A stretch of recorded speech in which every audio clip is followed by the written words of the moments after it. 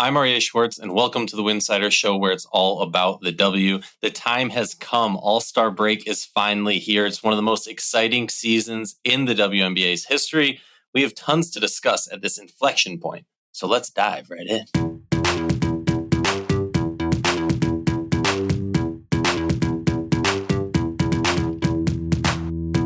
Welcome back to the show. I'm excited to be here while Rachel's off doing what she does, growing the game with the youths of the world. This episode, we have tons to discuss, and I'm excited to be joined by Cadace Pedraza of Winsidr to discuss all the hot topics in the W. But before we dive in, how are you at this point in the season? Where is your excitement? Where is your WNBA vibe? Where are you? Yeah, I have loved how the season has gone so far. I feel like there haven't been too many surprises so far this season, outside of maybe Vegas not being like the uber dominant squad that we expected them to be. But of course, they did not have Chelsea Gray to open the year. Now that they have her back, they've been on a rampage throughout the entire league, which is to be expected. Was not anticipating New York being as dominant as they have been. It seems like they've figured out almost all of their chemistry issues from maybe last season that I think were some of the things I was hesitant about going into this year.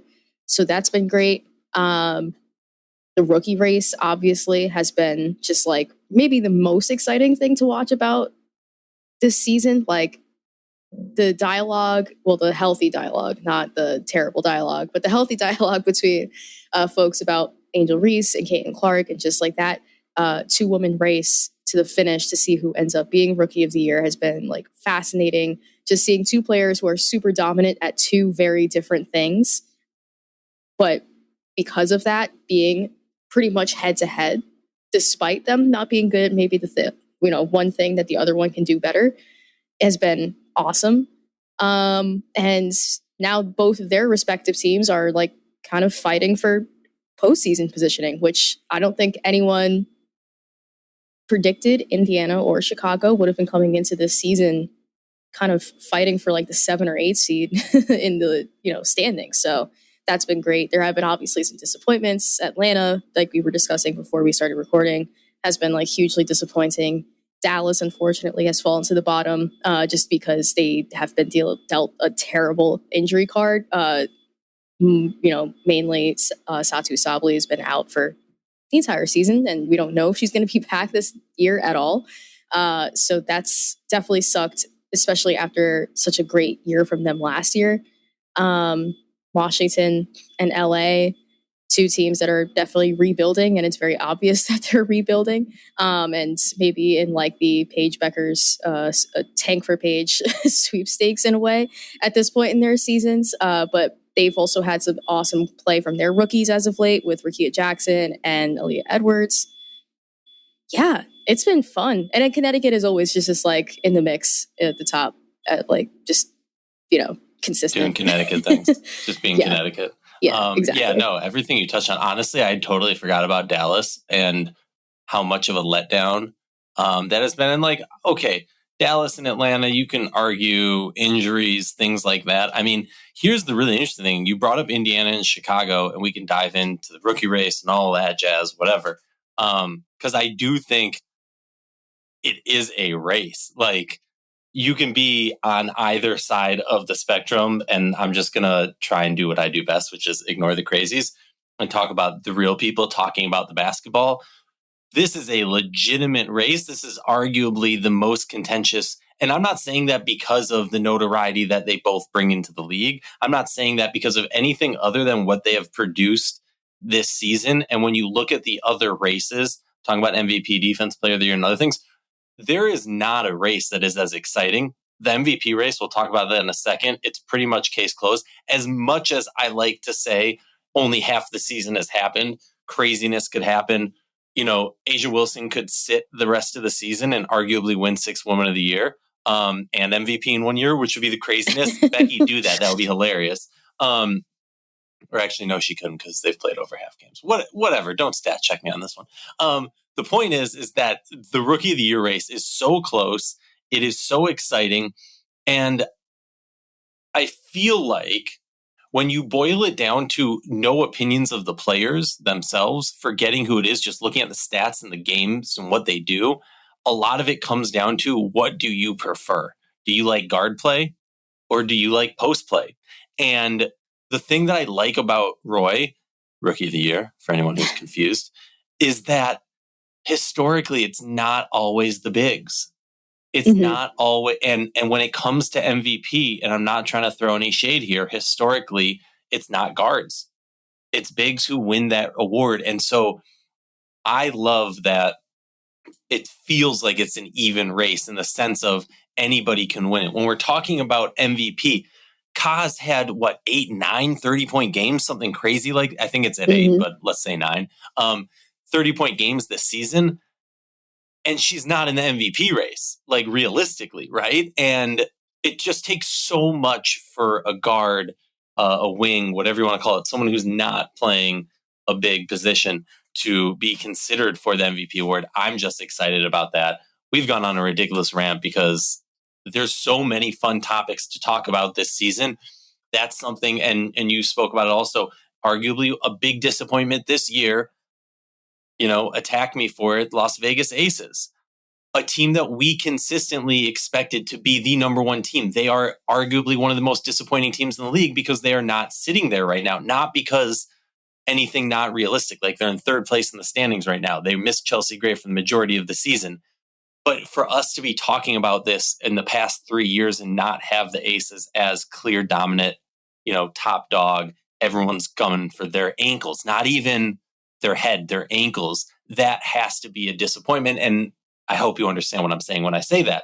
So I just think this season is the first time in recent where every team's always had a great storyline to talk about, but every team has literally like top billing storylines right now that we can discuss. A team that has been getting a lot of top billing, even when they were losing horribly, probably the most covered team in the history of women's sports for losing, because nobody covers women's sports.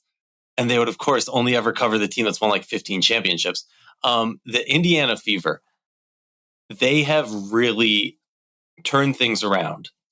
We talked about an inflection point earlier. This is an inflection point, I think, for this team, because this team has repeatedly, it almost feels like, almost in the Connecticut Sun sense of like, I don't care what you do in the regular season, let me see it in the playoffs. With the Fever, I feel like we've gotten to this point a few times where it feels like they're out of that, air quotes, cursed stage era. You know what I mean? Like, yeah, sure. Right? Like, we keep thinking like they finally, they got out of the curse, and then they just get pulled back in.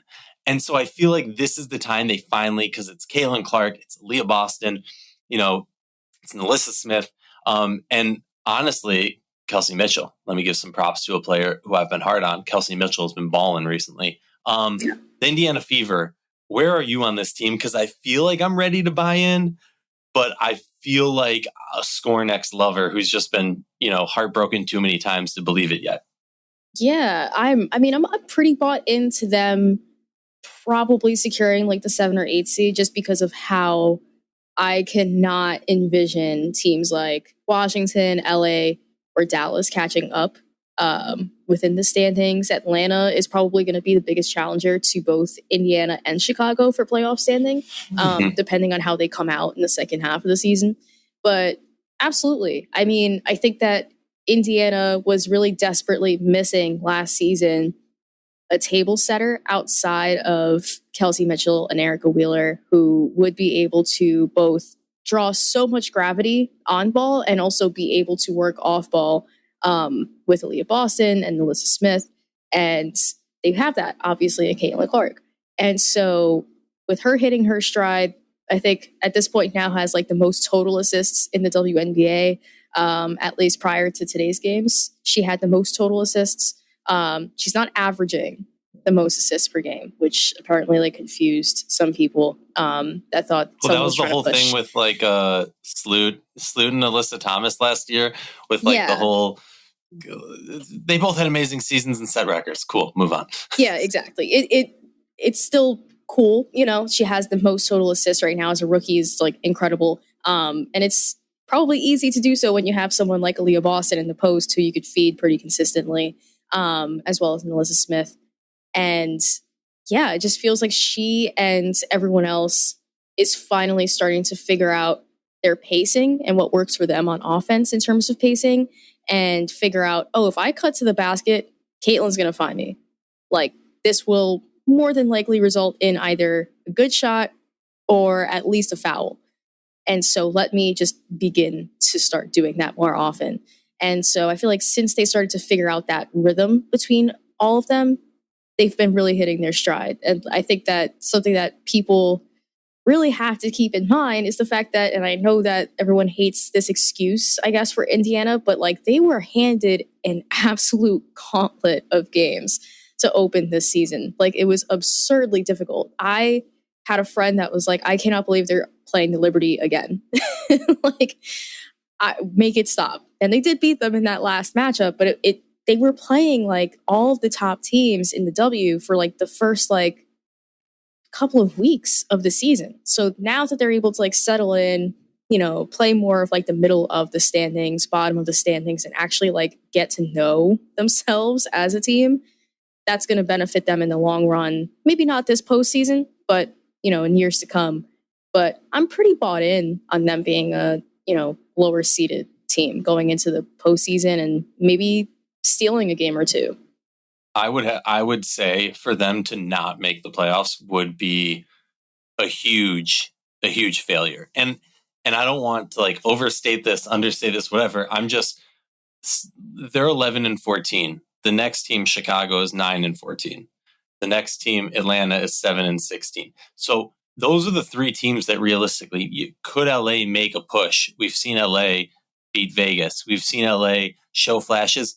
I'm gonna be blunt here. I don't see that happening. Washington is actively, openly trying to not let that happen. And yes. Dallas is just at 5-19 is in such a hole. It is a tough one to be sitting into, really realistically at the All-Star break, be sitting at 12th and make that type of a push, 5+ games back to really get in there. Aaliyah Boston's been amazing. I think that 1-2 punch of Clark and Boston has been really, really good. I obviously think that there's players on this team that are going to need to move on, going to need to be cut loose for them to take that like next step. The next step right now is do not implode in the second half of the season, get to the playoffs, and you're playing with house money.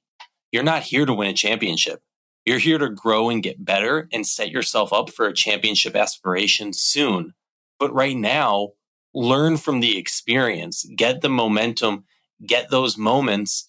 And honestly, the thing that low key might be such a benefit for this team is everywhere they go, they're playing in playoff style atmospheres because of the crowd. Mm-hmm. That gives you a large benefit moving forward because it kind of lowers that moment. It doesn't take away from the fact, it's going to be your first playoff game, first time that Fever been in the playoffs since blah, blah, blah, blah, blah, blah.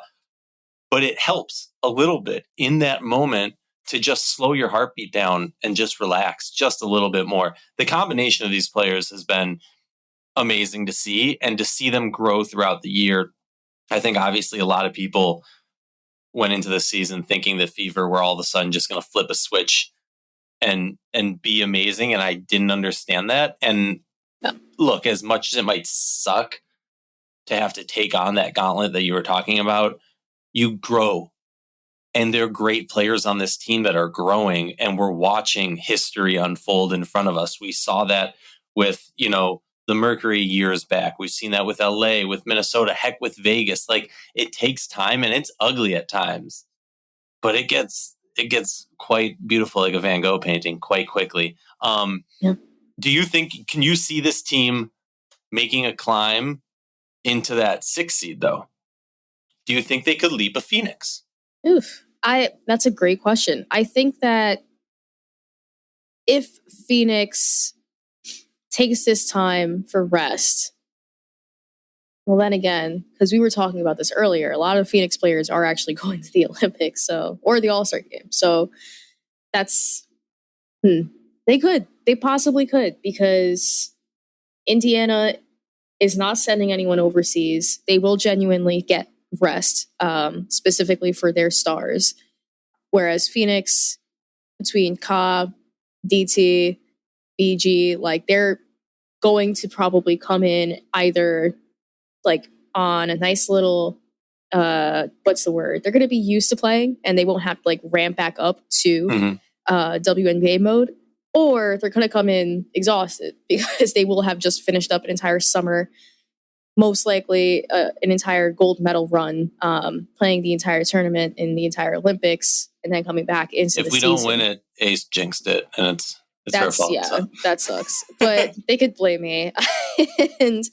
But yeah, I mean, I could see them hopping over Phoenix if, again, Phoenix comes in and maybe they're tired from participating in the Olympics, which is possible. They have an older team, whereas Indiana is much younger. So it's definitely a possibility. I don't see them getting anywhere further than 6 because I think in terms of right now, the 1 through 5 is Liberty, Connecticut, the Aces, the Lynx, and the Storm. I think those 5 feel very solidified to me. And I could see them maybe like shuffling around in those standings within 1 through 5, but not falling. No one in that 1 through 5 is going to fall, barring something catastrophic from happening.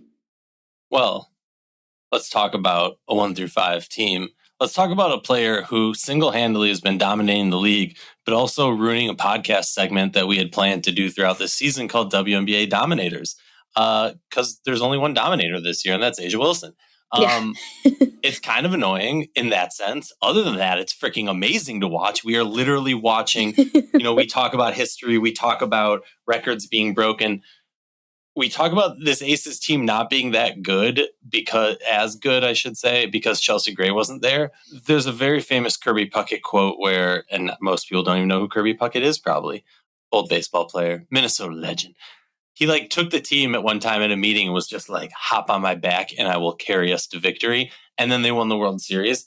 And that's basically what A'ja Wilson has said to her team. And that's what she did for the first half of this season. I think for her health and for the success of the Aces, I hope that she can not be, carrying as much of the workload, but just a ridiculous season.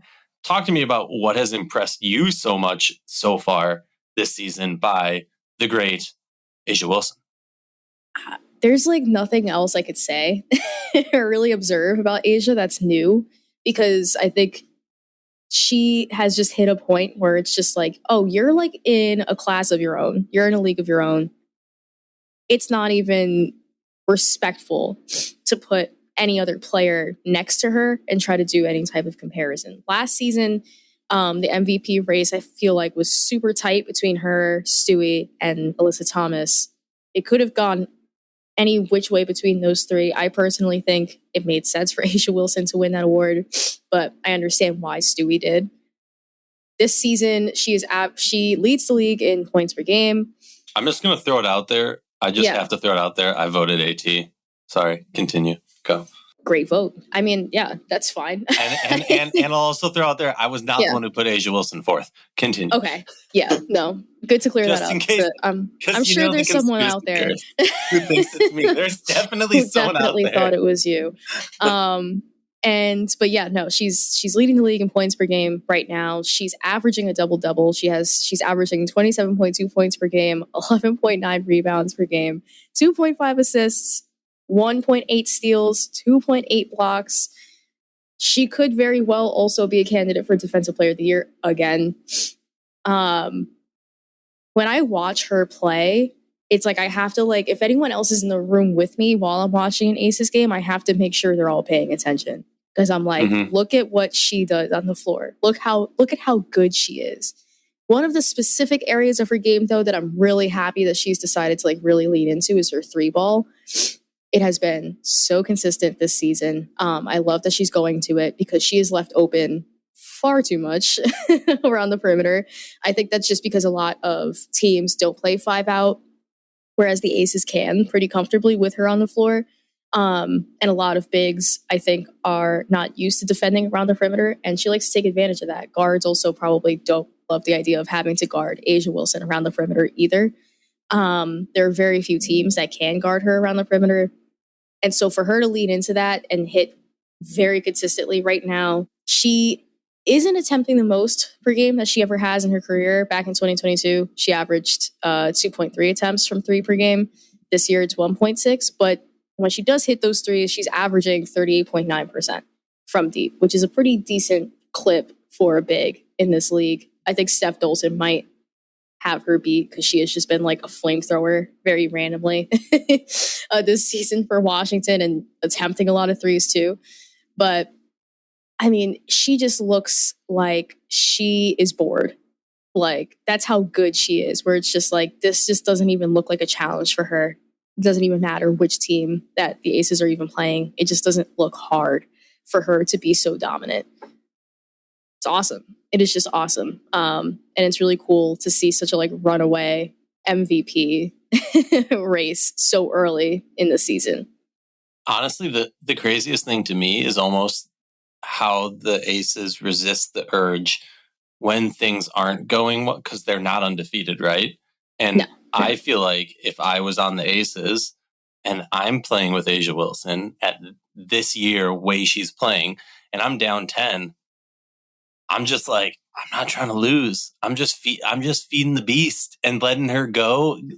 Honestly, like, we need to see A'ja Wilson set that scoring record this year. I'm calling it. This is the year to do it. It would be the ultimate cherry on top of the MVP season, in my opinion. A team that's also been struggling, but much more concerning than the struggles that the Ace have had early on.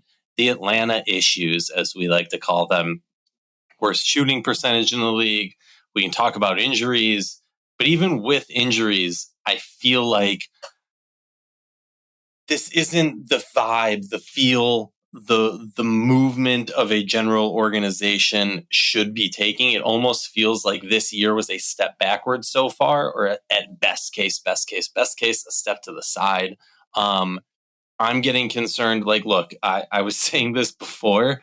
I can't help but think of the Tina Charles meme of her as the Grim Reaper knocking on all these doors. Is Atlanta the next door? I mean, look, a player who has done historic and great things, but I don't know how she fits into this team and how it's looking. It's never a good sign when a player that you signed like a week and a half ago is the shining light in the darkness, Maya Caldwell.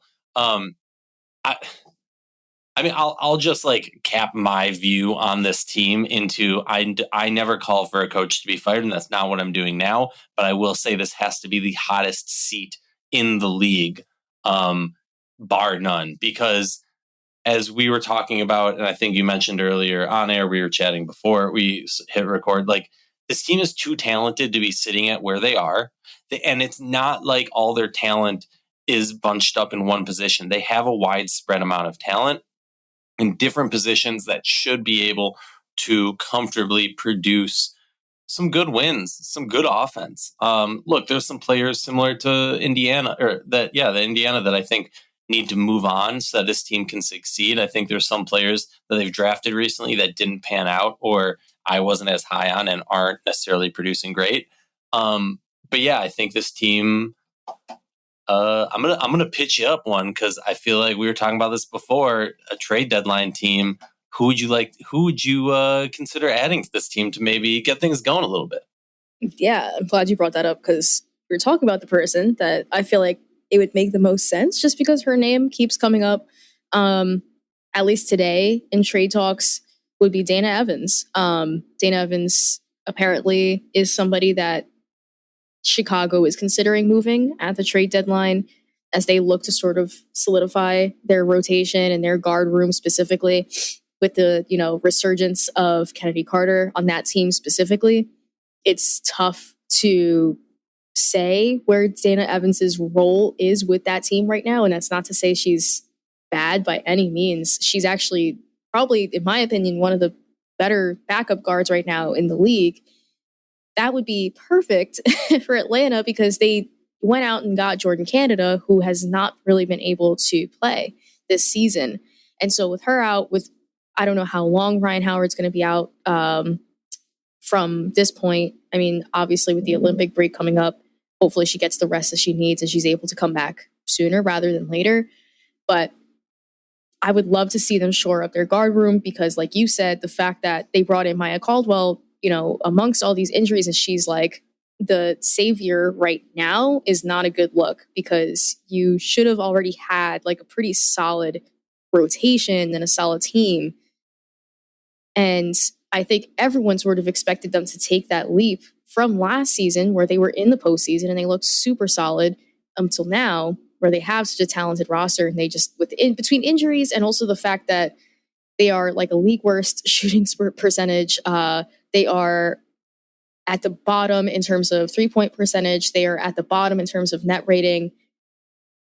It just doesn't add up. Like, it doesn't make sense that they haven't been able to find a flow offensively this far into the season. And I agree. I think that does fall pretty squarely on the coaching staff and on Tanisha Wright. Dana Evans, though, I think would be a very solid guard for them to try to go out and trade for at this deadline. I think that's a team definitely to watch to get involved in those sweepstakes. Love it. Yeah, I agree with everything you said. And I don't have much to add other than they also, look, when you're worst in the league shooting percentage, it kind of makes sense that you're also worst in the league in assists per game. That's concerning. Also, you have so many different players that can shoot the ball and are not selfish shooters for the most part. So yeah, it's just like come on now. The Seattle Storm, defense, right? Like number one in steals, blocks per game. Shocking. Seattle has one of the worst, if not the worst, 3-point shooting percentages in the league as of today. Yeah. And like, so for me, it's like, okay, offense, it's not, the struggle on the offense is purely the shooting. It's not turnovers. They're fourth best in turnovers. It's that sometimes the ball just looks sticky. It doesn't look like a fluid offense. And I think a lot of that can be chalked up to, I'll say it, Skylar Diggins-Smith and Jewell Loyd not producing offensively like we expect them to.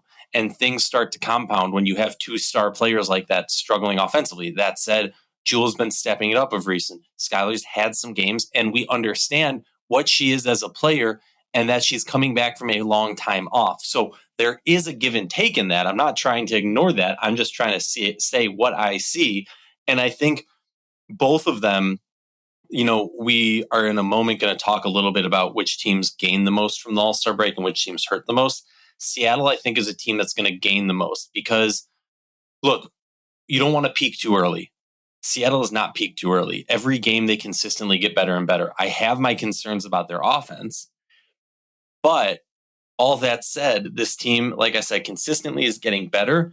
This team has all the tools, has the amount of superstars that you need. It's kind of just about it all clicking together, which I don't think necessarily has happened yet. And I can see them kind of like a New York Liberty team where this year they're going to have a good overall season, end the season well. I'm not saying necessarily lose in the finals, but like that reaching of a peak of like, we are a contender, we're up there with the best, not winning it all. And then next year, having that cohesiveness, having that time together, really being the reason that they're able to pull it together and get that, that last push, as it were. You look at New York, who's the number one team in the league for a good chunk of this season so far.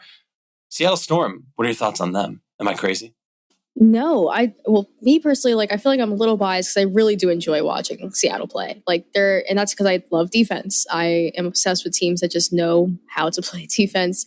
Ezi Magabor specifically has been ridiculous this entire season. I find it absurd that she did not make the All-Star team, but I digress because I don't know who I would remove from the All-Star team either to, replace her with someone else. But between Nneka Ogwumike's play, Skylar Diggins-Smith has been also finally starting to find her footing after, like you said, having such a long time off. Jewell Loyd is also starting to find her footing. And then I've also really enjoyed their bench play. Specifically, Jordan Horston has been a revelation for them off the bench. I feel like we saw glimpses of that last season, with just her ability to be like this microwave scorer off the bench where she's just able to, like, at times just go off for like a good 12, 14 points when you need it. Last season with all their injuries and, being towards the bottom of the standings and everyone sort of knowing like, all right, they're not making it to the postseason this year, them giving her time to develop was, I think, crucial last season. So going into this year, right now, she's probably atop my 6th player of the year rankings, just because she has been so solid for them as well. I don't worry about Seattle. Like, I do feel that with them and the comparison between them and New York Liberty last season, I really do like, because I think it is very similar, which is that, you know, they have like all of this like superstar power that they brought in Nneka and Skylar to pair up with Jewel and with Ezzy, and you kind of have to wait for them to gel. And that's how it was last season with New York. Now this season, we're seeing New York sort of like reap the benefits of that and just playing the waiting game a bit with this core. Now they're at the top of the standings. They feel a lot more together. Seattle, I think, is going to make the postseason. I think they will, you know, win a round, maybe 2 rounds, but I don't think that they're going to be as cohesive as a Las Vegas Aces healthy team. I like them. I feel like they could jump into standings just based on how they've been playing. I think they will probably land somewhere in like the 3-4 seed in the league, but with the defense alone, they're going to go very far this season. And that's something that I can't say about New York last year. They did not have as good of a defense as Seattle does this season with this like first year of this core together. Yeah, honestly, when you have a defense that's that good and offensive players on that roster, it's just like, yeah, it's ridiculous. I mean, you just know that it's eventually going to work out, right? Like, so I don't have so much concern. My only concern is more so like if there isn't a point where they reach that next level. Talked about this before, and I kind of already dropped my teams, right? I think Seattle's that team that's going to gain the most from the All-Star break. Not having players are going to get overworked, giving Skylar some rest. Nneka, a player who has had some injury issues in her career, but we know is a great rest time, is just a benefit for her in that regard. Same with Skylar coming back from such a long time off to now get that time to kind of, you know, get your sea legs. And Jewel, a player who offensively has struggled at times this season, is hitting that stride. Can you fine tune it? I'm not worried about her being too exhausted for that second half of the year because she's an elite athlete. So that's my team that I think is going to do better. And then Phoenix is a team that I have pegged as a team that could possibly really struggle coming out, and only because DT, Ka, and BG exhausted from the Olympics. I would not be surprised to see Cheryl Reeve give them a little extra run, knowing that they're going to be enemies in a couple weeks. Maybe that's, you know, devious of me, whatever. Who are your 2 teams? So, yeah, I think in terms of benefiting from a break, I think that Chicago will definitely benefit from one. I think that they need time to figure out, all right, we're getting to that point in the season where we're realizing we're better than a rebuilding team, but how do we stay in the playoff race? And to do that, and as we've seen reports on this already this week, they need to shorten that rotation and, you know, really hone in on who the starting 5 is, solidify that, make sure everyone is cohesive together, and then solidify your bench unit. And so I think that this break will do wonders for both the coaching staff trying to figure all of that out. And then on top of that, just give your players a rest because they play so fast and so hard that they will absolutely benefit from some sort of break, especially Kennedy Carter. She deserves a goddamn rest. She's been like all over the place in the best sense of the word. And she has just been awesome in her ability to acclimate Angel Reese to the speed of WNBA basketball. And so they will definitely benefit from the break. Right now, they are, I believe, 8th in the standings. Yes, they're 8th. They're 9-14. They went 5-5 in their last 10 games. So, you know, they've been keeping pace with Indiana up until recently. Indiana started to pull away just a bit in that regard, but to me, they have a lot fuller of a team than Indiana does at the moment. And so I feel like they could definitely benefit from rest. Atlanta is the team, and not to keep trash talking Atlanta because I don't want to, but I think Atlanta might struggle with a break just because I don't know if if there's anything that they could improve upon other than just waiting for players to come back healthy. Like, all they could do at this point is hope that Ryan Howard comes back healthy, hope that Jordan Canada is able to come back and play consistently, and see if they're able to make something happen at the trade deadline as well. But with a break, I don't know if it really helps or hurts them. It's just kind of like, I feel like they're like in this lame duck period where they either have to go like full send and like make something happen at the trade deadline that'll help them maybe make a run for like that 8 or 7 seed, or they need to start being realistic and be like, hey, maybe let's like put emphasis on making sure Ryan Howard gets healthy. Let's focus our efforts on the draft next season, because it'll also be another deep draft there, and maybe start having some tough conversations about, and what do we have to do about this coaching staff, if anything. So yeah, like, not that I think that the break will be bad for them, but I don't necessarily see how it helps beyond just, giving your injured players time to rest. But at this point, I feel like they're like on the cusp of like, it's a little bit too late for them to make like a big push. They're at a fork in the road, and it's like they don't want to make the choice, kind of, but it's time. You got to make a choice of what the next move is going to be. I love your breakdown of that. Can you tell me, because I like to end every episode on this, who's your GOAT? Oh, God. I mean, as of right now, probably A'ja Wilson. As of this season, just on that alone, definitely has to be her. Just because like I said, I'm in awe every time I watch her play. I feel like her style is so unique.